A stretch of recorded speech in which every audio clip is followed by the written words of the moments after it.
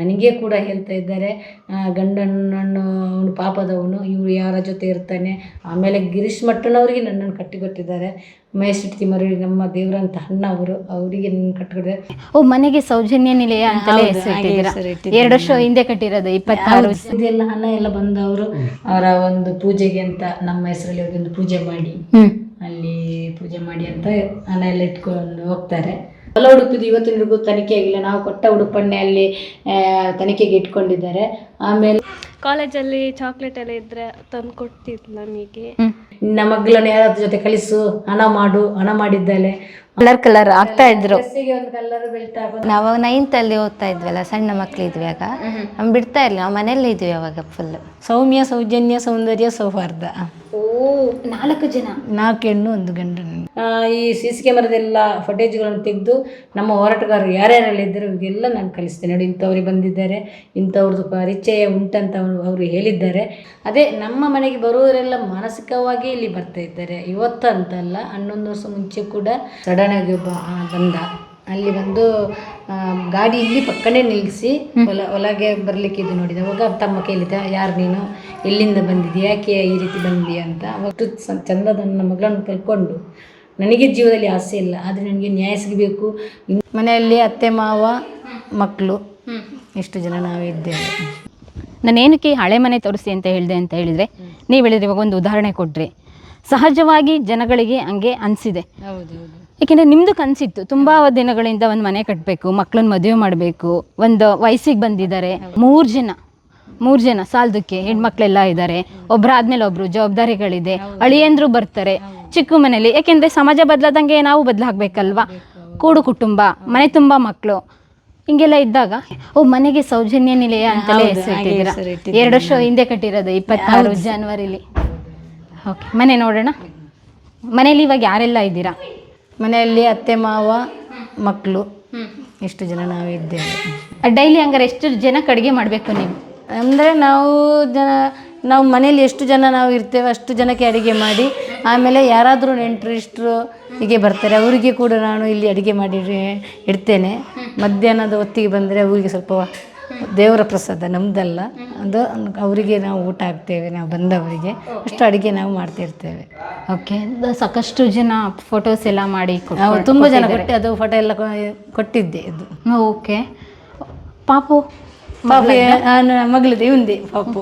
ಏನಂತ ಹೆಸರಿಟ್ಟಿದ್ದೀರಾ? ಜೀವನ್. ಈ ಪ್ರಕರಣ ಆದಮೇಲೆ ಮದುವೆ ಆಗಿದ್ದಲ್ವಾ? ಅಲ್ಲ, ಪ್ರಕರಣ ಮುನ್ನ ಹೋರಾಟ ನಡೀತಿತ್ತಲ್ಲ ಆವಾಗ.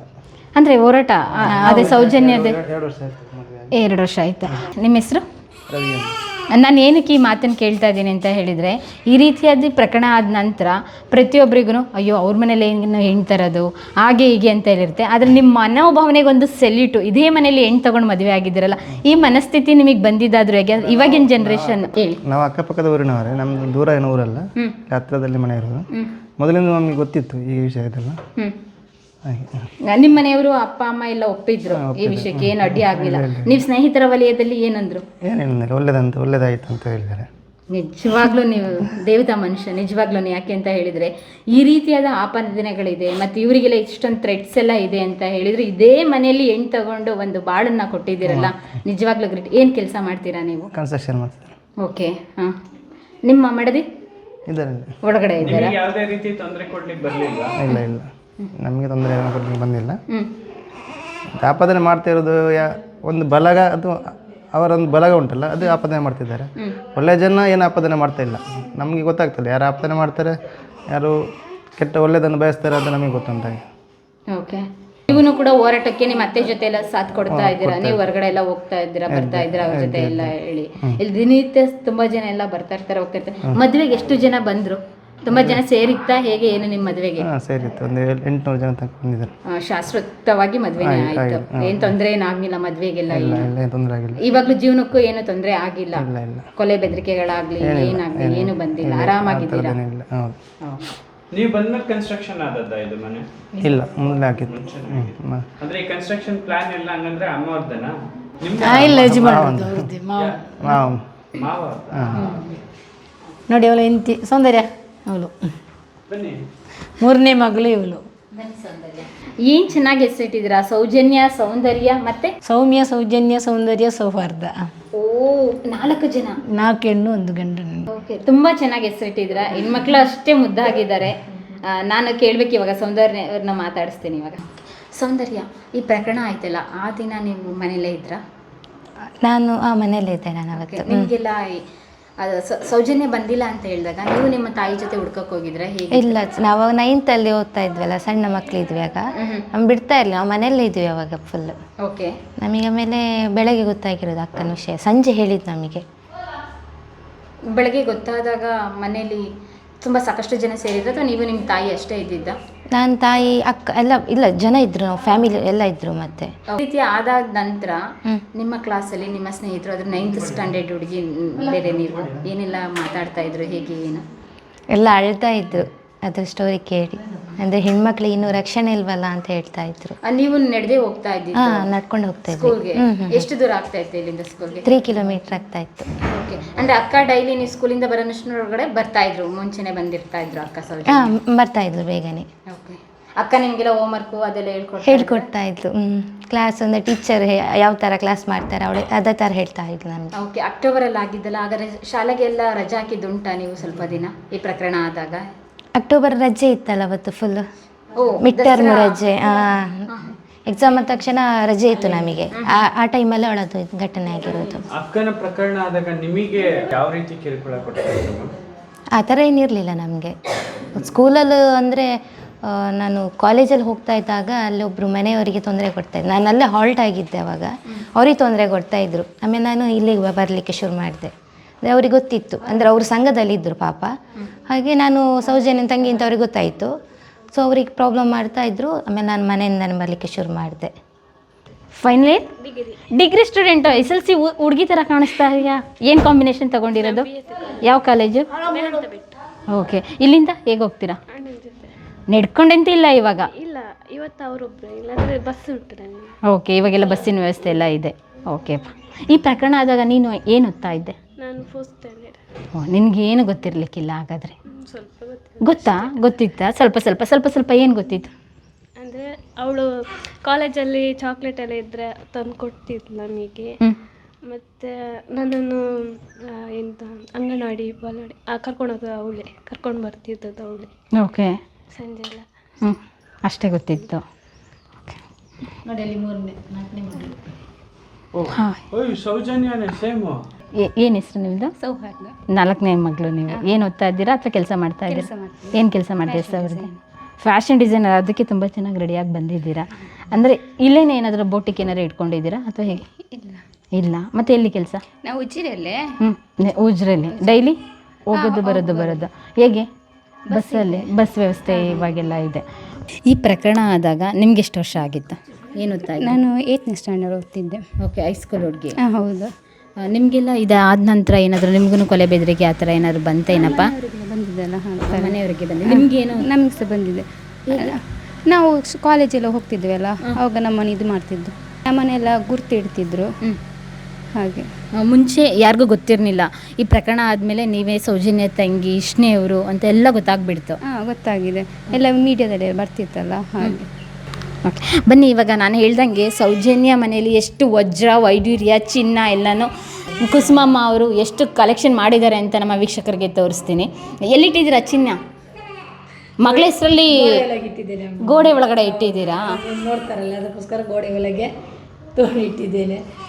ನನಗೆ ಇವ್ರನ್ನ ನೋಡಿ ಒಂದಿಷ್ಟ ಆಯ್ತು. ಏನು ಗೊತ್ತಾ, ಮನಸ್ಸಲ್ಲಿ ಎಷ್ಟು ನೋವಿದೆ ಅಂತ ಹೇಳಿದರೆ ಹೇಳೋದಕ್ಕೆ ಆಗಲ್ಲ. ಅದು ಅವ್ರ ಮುಖದಲ್ಲಿ ಎಷ್ಟು ನಗು ಇದೆ ಗೊತ್ತಾ? ಆ ನಗುವಿನ ಹಿಂದೆ ಹೇಳಲಾರದಷ್ಟು ನೋವಿದೆ. ಅಷ್ಟು ಹತ್ತಿದ್ದಾರೆ, ಅಷ್ಟು ನೊಂದಿದ್ದಾರೆ, ಅಷ್ಟು ಬೆಂದಿದ್ದಾರೆ. ಅರೆ ಮಗಳಿಗಾಗಿ ಒಂದು ನ್ಯಾಯ ಸಿಗಲೇಬೇಕು ಅಂತ ಹೇಳಿ ಹೋರಾಟ ಮಾಡ್ತಿದ್ರೆ. ಅದು ಏನೆಲ್ಲ ನಡೀತಿದೆ ಅದು ಇಲ್ಲಿಗೆ ಕೊನೆಯಾಗಬೇಕು. ಇನ್ನು ಯಾವತ್ತೂ ನಡಿಬಾರ್ದು ಇಲ್ಲಿ ಆ ಕೊಲೆ ಪ್ರಕರಣ ಏನೇ ಆಗಲಿ. ಅಷ್ಟು ಇಲ್ಲಿ ಅನ್ಯಾಯ ಆಗ್ತಿದೆ ಇವಾಗ ನಮಗೆ ಅಂತಲ್ಲ, ನಿಮ್ಮ ಕಡೆ ಬಂದವ್ರಿಗೆ ಕೂಡ ಇಲ್ಲಿ ತುಂಬ ಅನ್ಯಾಯ ಆಗ್ತಿದೆ. ನಾವು ಇವತ್ತು ಅನ್ಯಾಯ ಆದರೂ ಇಲ್ಲಿ ಬದುಕ್ತಾ ಇದ್ದೇವೆ. ಬಂದವರಿಗೆ ಈ ರೀತಿ ಅನ್ಯಾಯ ಆಗಿದ್ದರೆ ಯಾವ ರೀತಿ ಪಾಪ ಅವರು ಬದುಕಬೇಕನ್ನುವಂಥದ್ದು ನಮ್ಮದೊಂದು ನೋವು. ಅದಕ್ಕೋಸ್ಕರ ಬಂದವರಿಗೆ ಈ ರೀತಿ ಇಲ್ಲ ಅನ್ಯಾಯ ಆಗಬಾರ್ದು ಅನ್ನುವಂಥದ್ದು ನಾವಿಲ್ಲಿ ಇವಾಗ ನಮ್ಮ ಮಗಳ ಪ್ರಕರಣದಲ್ಲಿ ಇವತ್ತು ನಾವು ಹೋರಾಟಕ್ಕೆ ಇಳಿದಿದ್ದೇವೆ. ಇದು ಏನೆಲ್ಲ ಇಲ್ಲಿ ನಡೀತಿದೆಯೋ ಅದೆಲ್ಲ ಇಲ್ಲಿಗೆ ಕೊನೆಯಾಗಬೇಕು, ಇದು ಇಲ್ಲಿಗೆ ನಿಲ್ಲಬೇಕನ್ನುವಂಥದ್ದು ನಮ್ಮದು. ಖಂಡಿತ. CC ಕ್ಯಾಮ್ರಾ ಎಲ್ಲ ಹಾಕ್ಸಿದ್ರ ಸೇಫ್ಟಿಗೋಸ್ಕರ? 3 CC ಕ್ಯಾಮರಾ ಹಾಕಿದೆ. ಮುಂಚೆ ಎಂತ ಸಡನ್ನಾಗಿ ಒಬ್ಬರು ಬಂದು ಯಾರಾದರೂ ಒಮ್ಮೆಲೆ ಮನೆ ನುಗ್ತಾರೆ ಅಂದರೆ ನಮಗೆ ಒಂದು ವರ್ಷ ಆಗಿಲ್ಲ, 11 ಗಂಟೆ ರಾತ್ರಿ ನಾವೀಗ ತಮ್ಮಂದ್ರಿಬ್ಬರು ಎಲ್ಲ ಕೂತ್ಕೊಳ್ಳುವಾಗ ಸಡನ್ನಾಗಿ ಒಬ್ಬ ಬಂದ. ಅಲ್ಲಿ ಬಂದು ಗಾಡಿ ಇಲ್ಲಿ ಪಕ್ಕನೇ ನಿಲ್ಲಿಸಿ ಒಳಗೆ ಬರಲಿಕ್ಕೆ ಇದು ನೋಡಿದ. ಅವಾಗ ತಮ್ಮ ಕೇಳಿದ, ಯಾರು ನೀನು, ಎಲ್ಲಿಂದ ಬಂದಿದ್ದೀಯ, ಯಾಕೆ ಈ ರೀತಿ ಬಂದಿದ್ದೀಯ ಅಂತ. ಅವಾಗ ನನಗೆ ಅಮ್ಮನನ್ನು ನೋಡಬೇಕು, ಸೆರಗುಡ್ಡಿ ಬೇಡುವಂತ ಅಮ್ಮನನ್ನು ನೋಡಬೇಕು ಅಂತ ಸಡನ್ನಾಗಿ ಬಂದ. ಅಲ್ಲಿ ನಿಲ್ಲಿಸಿದ. ನಿಲ್ಲು, ನೀನು ಎಲ್ಲಿಂದ ಬಂದೆ ಅಂತ, ಹಾಸನದಿಂದ ಬಂದಿದ್ದೆ ಅಂತ ಹೇಳಿದ್ದ. ಆನಂತರ ಪೊಲೀಸಿನವರಿಗೆಲ್ಲ ಫೋನ್ ಮಾಡಿ ನನ್ನ ಬ್ಯಾಗ್ ಚೆಕ್ ಮಾಡುವಾಗ ಅದರಲ್ಲಿ ಈ ಪೈಪು ಕೊಯ್ಯುವಂಥ ಒಂದು ಬ್ಲೇಡ್ ಇರುತ್ತೆ ಅದರಲ್ಲಿ, ಅದನ್ನೆಲ್ಲ ಚೆಕ್ ಮಾಡಿದ್ದೇವೆ ನಾವು. ಆನಂತರ ಪೊಲೀಸರಿಗೆ ಫೋನ್ ಮಾಡಿದ್ವಿ. ಪೊಲೀಸ್ ತಕ್ಷಣ ಇಲ್ಲಿ ಬರಲ್ಲ, ಅವರು ಬರುವ ಹೊತ್ತಿಗೆ ಇವನು ಹೊರಟು ಹೋದ. ಆಮೇಲೆ ಅವನಿಗೆ ಅಂದರೆ ಮಾನಸಿಕ ಅಂತ ನಮಗೆ ಗೊತ್ತಾಯಿತು. ಅದೇ ನಮ್ಮ ಮನೆಗೆ ಬರುವವರೆಲ್ಲ ಮಾನಸಿಕವಾಗಿ ಇಲ್ಲಿ ಬರ್ತಾಯಿದ್ದಾರೆ, ಇವತ್ತು ಅಂತಲ್ಲ, 11 ವರ್ಷ ಮುಂಚೆ ಕೂಡ ಅಂದರೆ ಚಪ್ಪಲಿ ಹೊರುವವರು, ಅಂದರೆ ಸನ್ಯಾಸಿ ಸ್ವಾಮೀಜಿಗಳ ಥರ, ಆಮೇಲೆ ಭಿಕ್ಷೆ ಬೇಡುವವರು, ಆ ರೀತಿ ಎಲ್ಲ ನಮ್ಮ ಮನೆಗೆ ಕಳಿಸಿದ್ದಾರೆ. ನಮ್ಮ ಮಗಳ ಬಾಡಿ ಸಿಕ್ಕಿದ ಮರುದಿವಸವೇ ಎಲ್ಲ ಕಡೆ ಕಳ್ಳರನ್ನು ಸೃಷ್ಟಿ ಮಾಡಿದ್ದಾರೆ. ಎಲ್ಲರ ಮನೆಗೆ ಕಲ್ಲೊಡಿಸೋದು. ಯಾಕೆಂದರೆ ಇವತ್ತು ನಮ್ಮ ಮಗಳ ಬಾಡಿ ಸಿಕ್ಕಿದೆ, ಮರುದಿವಸ ಗಲಾಟೆಗೆ ಎಲ್ಲರೂ ಮನೆಯ ಅಂಗಳಕ್ಕೆ ಬಂದು ಇಳಿತಾರೆ ಅನ್ನುವಂಥದ್ದೊಂದು ಇದು ಇಟ್ಕೊಂಡು ಕಳ್ಳರನ್ನು ಸೃಷ್ಟಿ ಮಾಡಿದ್ದಾರೆ ಇಲ್ಲಿ. ಈ ರೀತಿ ಎಲ್ಲ ಪರಿಸ್ಥಿತಿ ಎಲ್ಲ ಆಯಿತು.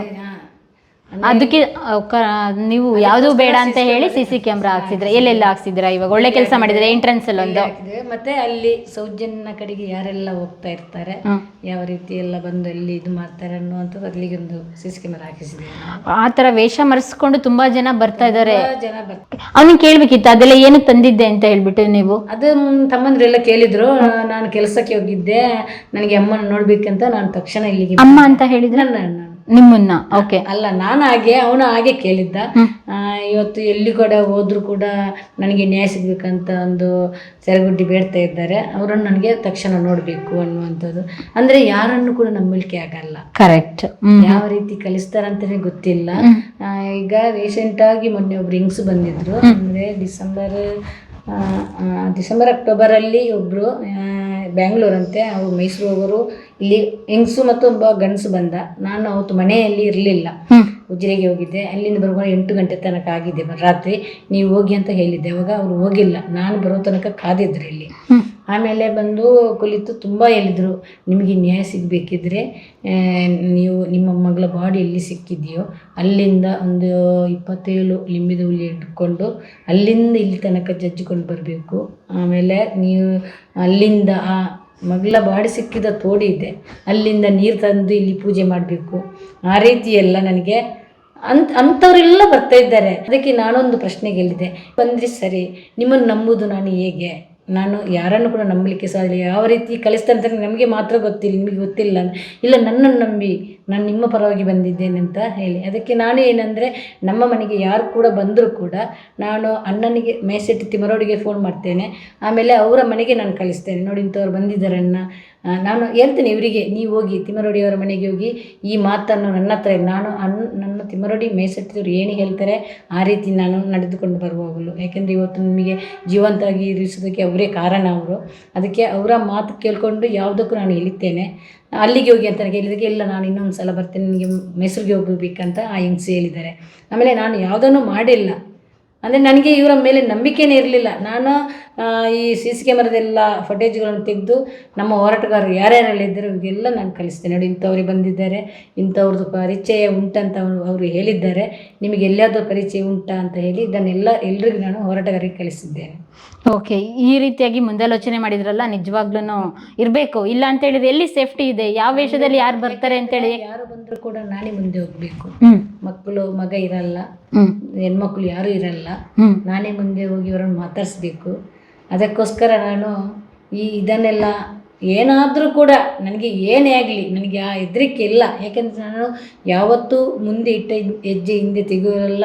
ನನಗೆ ಅಂದರೆ ನನಗೆ ಜೀವದಲ್ಲಿ ಆಸೆನೂ ಕೊಟ್ಟಿಲ್ಲ. ನನ್ನ ಮಗಳಿಗೆ ನ್ಯಾಯ ಸಿಗಬೇಕು. ಇಷ್ಟು ಚಂದದ ನನ್ನ ಮಗಳನ್ನು ಕಲ್ಕೊಂಡು ನನಗೆ ಜೀವನದಲ್ಲಿ ಆಸೆ ಇಲ್ಲ, ಆದರೆ ನನಗೆ ನ್ಯಾಯ ಸಿಗಬೇಕು.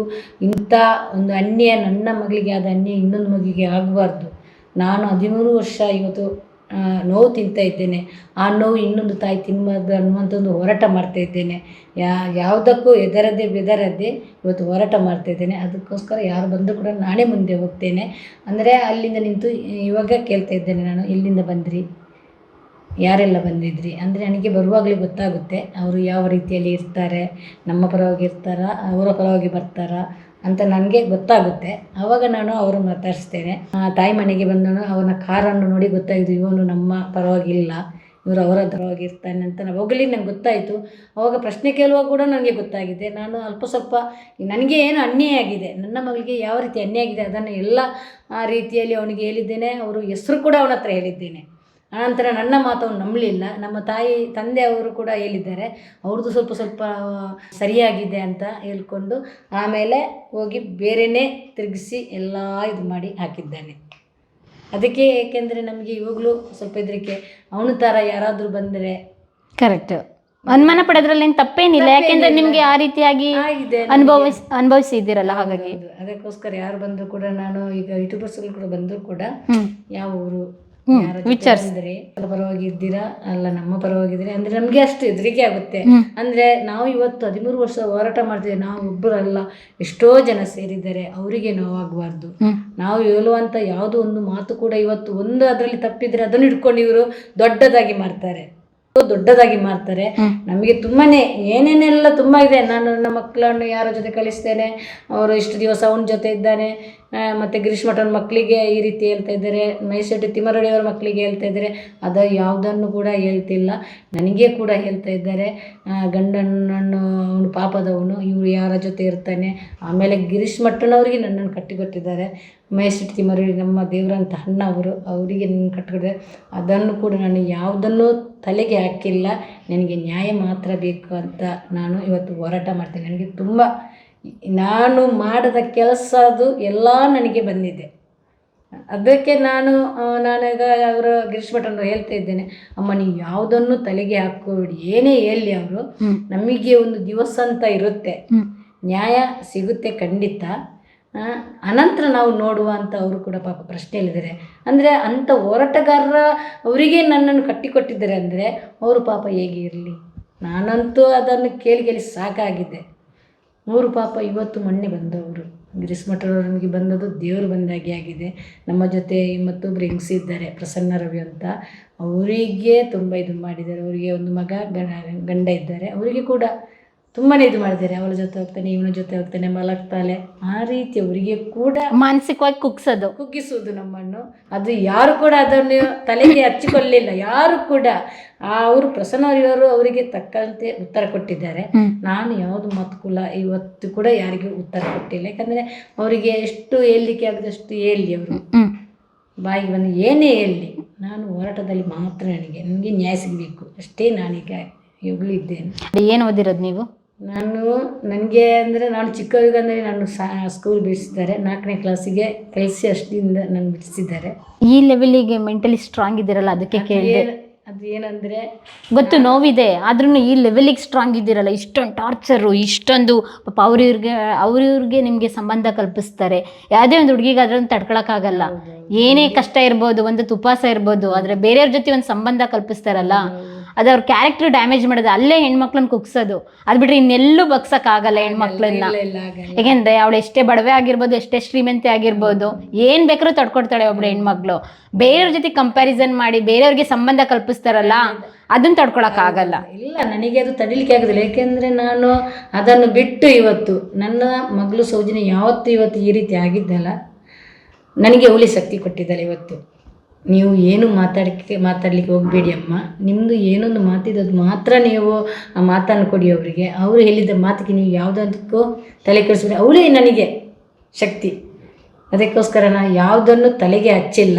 ನಾನು ಮಕ್ಕಳು ಕೂಡ ಹೇಳ್ತಾರೆ, ಬೇಡಮ್ಮ ಅವರು ಏನೇ ಹೇಳಲಿ, ನಾವು ಸುಮ್ಮನೆ ಇರುವ, ನಾವು ಅವರಿಗೆ ಉತ್ತರ ಕೊಡೋದು ಬೇಡ, ಭಗವಂತ ಕೊಡ್ತಾನೆ ಉತ್ತರ. ಮಕ್ಕಳಿಗೆ ಕೂಡ ಆಗಿದೆ ಆ ರೀತಿ, ಮಕ್ಕಳಿಗೂ ಕೂಡ ಆಗಿದೆ. ನಿನ್ನ ಮಗಳನ್ನು ಯಾರ ಜೊತೆ ಕಲಿಸು, ಹಣ ಮಾಡಿದ್ದಾಳೆ, ಆ ರೀತಿ ಎಲ್ಲ ನನಗೆ ಎಲ್ಲ ನಮಗೆ ನಮ್ಮ ಹೋರಾಟಗಾರರು ಹೇಳ್ತಾ ಇದ್ದಾರೆ, ಅಕ್ಕ ನಿಮ್ಗೆ ಈ ರೀತಿ ಹೇಳಿದ್ದಾರೆ, ಈ ರೀತಿ ಆ ರೀತಿ ಎಲ್ಲ ಅದನ್ನು ನಾನು ತಲೆಕೆಡಿಸಿಲ್ಲ. ಇದೇನದು ವಾಚ್ ಇಟ್ಟಿದ್ದೀರಲ್ಲ? ಅದು ವಾಚ್ ಅದು ಸೊಸೆ ಈಗ ಮಾತಾಡ್ಸಿದ್ರಲ್ಲ ಅವಳು ಇಟ್ಟಿದ್ದು. ಮತ್ತೆ ಇದೆಲ್ಲ ಹಣ ಎಲ್ಲ ಬಂದವರು ಅವರ ಒಂದು ಪೂಜೆಗೆ ಅಂತ ನಮ್ಮ ಹೆಸರಲ್ಲಿ ಒಂದು ಪೂಜೆ ಮಾಡಿ ಅಲ್ಲಿ ಪೂಜೆ ಮಾಡಿ ಅಂತ ಹಣ ಎಲ್ಲ ಇಟ್ಕೊಂಡು ಹೋಗ್ತಾರೆ. ಅದ್ರಾಗ ನಾವು ಎಲ್ಲ ಎಣ್ಣೆ ಅಲ್ಲ, ನಾನು ಅನ್ಕೊಂಡೆ ಅದು ಅವ್ರ ಮೆಮೊರೀಸ್ ಸೌಜನ್ಯದೇನೋ ಅಂತ ಕೇಳ್ಕೊಂಡು. ಸೌಜನ್ಯದ ವಾಚ್ ಏನ್ ಗೊತ್ತಮ್ಮ, ಅದು ಸ್ಟೇಷನ್ ಅಲ್ಲಿ ಇದೆ ನೋಡಿ. ಸೌಜನ್ಯದ ಬೆಲ್ಟ್ ನೋಡಿ, ವಾಚಿದ್ದು ಬೆಲ್ಟ್ ಇದೆ. ಓ ಓಕೆ. ಕಲರ್ ಆಗ್ತಾ ಇದ್ರು. ಡ್ರೆಸ್ಸಿಗೆ ಒಂದು ಕಲರ್ ಬೆಲ್ಟ್ ಹಾಕೊಂಡು ಅದನ್ನು ಏನ್ ಗೊತ್ತಮ್ಮ, ಇದನ್ನು ತೆಕೊಂಡ ನಂತರ ಒಂದೇ ವಾಚಿಗೆ ಬೆಲ್ಟ್ ಹಾಕಿ ಕಟ್ಕೊಂಡು ಹೋಗಿದ್ದಾಳೆ. ಅನಂತರ ಆ ಬೆಲ್ಟ್ ಯಾವುದನ್ನು ಕೂಡ ಯೂಸ್ ಮಾಡಿಲ್ಲ, ಹೊಸದಾಗಿದೆ. ಅಂದ್ರೆ ಆ ವಾಚ್ ತಗೊಂಡ ಮೇಲೆ ಅವಳು ಎಷ್ಟು ದಿವಸ ಬದುಕಿದ್ರು ನನಗೆ ಗೊತ್ತಿಲ್ಲ, ನಾನು ನೋಡೇ ಇಲ್ಲ. ಆ ವಾಚ್ ಕೂಡ ಅಲ್ಲಿ ಇದೆ ಸ್ಟೇಷನ್ನಲ್ಲಿ, ಬ್ಯಾಗ್ ಪುಸ್ತಕ ಎಲ್ಲ ಅಲ್ಲಿ ಇದೆ. ಇವತ್ತಿನವರೆಗೂ ಅಲ್ಲಿ ಇದೆ. ಆಮೇಲೆ ಅವಳು ಹಿಡ್ಕೊಂಡ ಛತ್ರಿ ಇವತ್ತಿನಿಗೂ ತನಿಖೆನೇ ಆಗಿಲ್ಲ. ಹೊಲ ಹುಡುಕುದು ಕೂಡ ಎಲ್ಲಿ ಇದೆ ಏನಂತ ಅದು ಕೂಡ ತನಿಖೆ ಇವತ್ತಿನಿಗೂ ಆಗಿಲ್ಲ. ಸಾಕ್ಷಿಗೆ ಅಂತ ನಮ್ಮ ಕೈಯಿಂದ ತಗೊಂಡೋಗಿದ್ದಾರೆ, ಎಂಥ ಹೊಲ ಹುಡುಕು ಇತ್ತು ಅನ್ನುವಂಥದ್ದು ಅದನ್ನು ಕೇಳ್ಕೊಂಡು ಪೊಲೀಸರು ತಗೊಂಡೋಗಿದ್ದಾರೆ. ಅದಕ್ಕೂ ಕೂಡ ಒಂದು ನಮ್ಮ ಮನೆಯದ್ದು ಒಂದು ನೂಲಿನ ಒಂದು ಸ್ಟಿಚ್ ಮಾಡಿ ಇದು ನಾವು ಕೊಟ್ಟಂತ ಅಂತ ಹೇಳಿ ಅವರಿಗೆ ಒಂದು ಸ್ಟಿಚ್ ಮಾಡಿ ಕೊಟ್ಟಿದ್ದೇವೆ. ಅದನ್ನು ಇವಾಗ ಸಾಕ್ಷಿಗೆ ಇಟ್ಕೊಂಡಿದ್ದಾರೆ. ಅದೇ ಯೂಸ್ ಮಾಡಿದ್ರು ಅಂತ ಹೇಳ್ಬಿಟ್ಟು. ಅಲ್ಲ, ಅವರು ಅದೇನೇ ಹೇಳ್ತಾ ಇದ್ದಾರೆ, ಇದೇ ಇದ್ದದ್ದು ಅವರ ಮೈಯಲ್ಲಿ. ಓ, ಕೊಟ್ಟವ್ರೆ ನೀವು, ಅದು ನಿಮಗೆ ಗೊತ್ತಾಗಿರುತ್ತಲ್ಲ. ಅದಕ್ಕೆ ಅದನ್ನು ನಾನು ಹೇಳ್ತಾ ಇದ್ದೇನೆ. ಹೊಲ ಉಡುಪಿದು ಇವತ್ತಿನವರೆಗೂ ತನಿಖೆ ಆಗಿಲ್ಲ. ನಾವು ಕೊಟ್ಟ ಉಡುಪನ್ನೇ ಅಲ್ಲಿ ತನಿಖೆಗೆ ಇಟ್ಕೊಂಡಿದ್ದಾರೆ.